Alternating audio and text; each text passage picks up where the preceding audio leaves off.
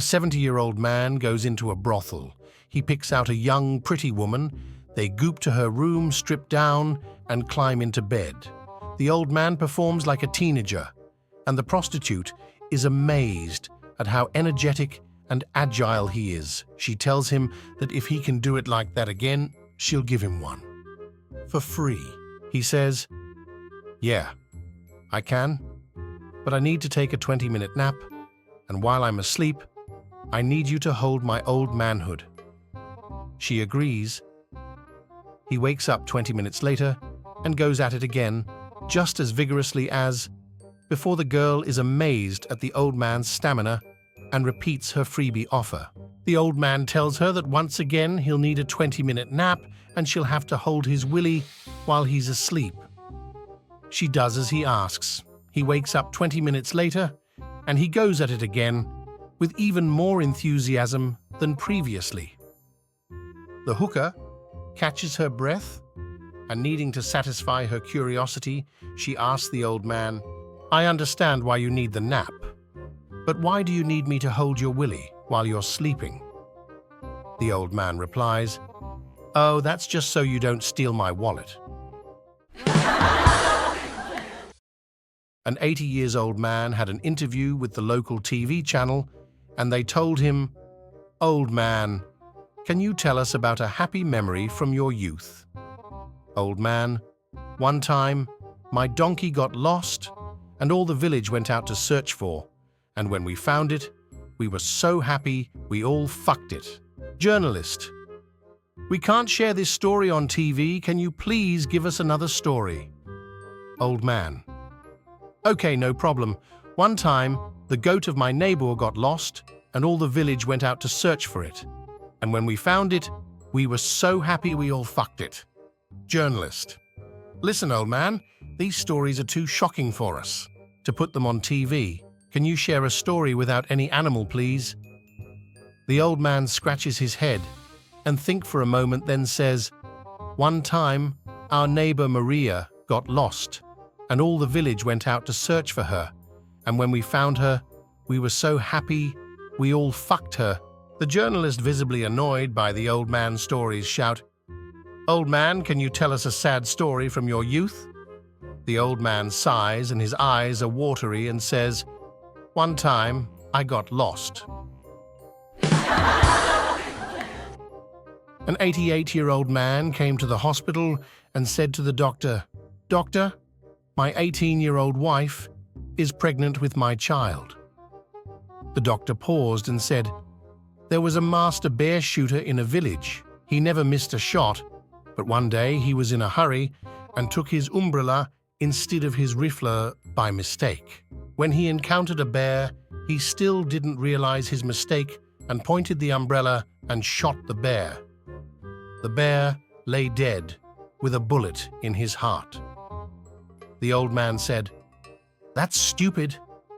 The bullet must have been shot by another person." "That's exactly right," said the doctor.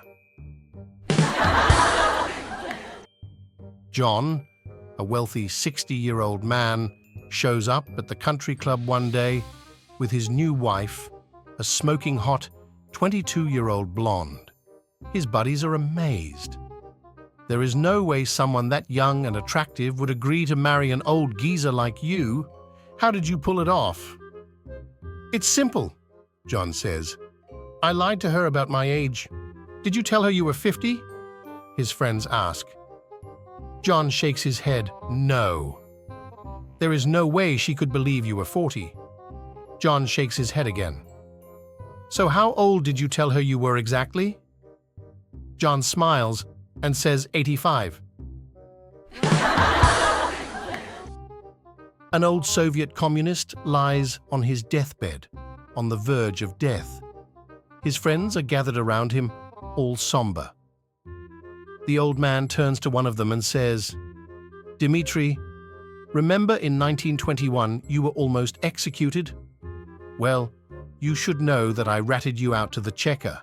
I hope you forgive me." "Oh, comrade, it is in the past, and all is forgiven," says Dmitri. The communist then turns to another friend. "Petya, Remember being sentenced in 1937 to 25 years in the Gulag? Well, it was me who went to the NKVD. Please forgive me. No more hard feelings, my friend. You are forgiven, says Petya. Misha, I must confess to you that I had you sent to the penal battalion in 1942. I am terribly sorry about that day. Please, my friend, we all forgive you.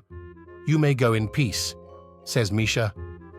Thank you, comrades, for being with me throughout all these years, says the old communist, with a tear streaming down his face. I don't know where I'd be if it wasn't for you. I'm sorry for betraying you all, and I hope you will forgive me. His friends are visibly touched by his words. Finally, he gathers his last strength and says, "And in honor of our deep friendship, I want you to fulfill my last wish. See that cactus plant on the windowsill? As soon as I die, I want you to take it and shove it up my ass." Just as his friends were about to say something, the old communist took his last breath. So Petya goes to the window, takes the cactus plant off, and with the other two holding up the old communist's legs, shoves it up their dead friend's butt. Suddenly, they hear a loud banging on the door, followed by a gruff voice shouting, "Open up, it's the police. We've received information that an old communist has been tortured to death." On his 74th birthday, an old man received a gift certificate from his wife. The certificate paid for a visit to a medicine man living on a nearby reservation who was rumored to have a wonderful cure for erectile dysfunction. After being persuaded to go, he drove to the reservation, handed his ticket to the medicine man, and wondered what he was in for. The old man handed a potion to him and, with a grip on his shoulder, warned, "This is a powerful medicine. You take only a teaspoon and then say 1, 2, 3. When you do, you will become more manly than you have ever been in your life, and you can perform as long as you want." The man was encouraged. As he walked away, he turned and asked, "How do I stop the medicine from working?" "Your partner must say 1, 2, 3, 4, the medicine man responded. "But when she does, the medicine will not work again until the next full moon." The man was very eager to see if it worked, so he went home, showered, shaved, took a spoonful of the medicine, and then invited his wife to join him in the bedroom. When she came in, he quickly took off his clothes and said, 1, 2, 3. Immediately, he was the manliest of men. His wife was excited and began throwing off her clothes as she asked, "What was the 1, 2, 3, 4 for?" And that, boys and girls, is why we should never end our sentences with a preposition, because we could end up with a dangling participle. My friends, if you want to watch other funny jokes, subscribe to the channel.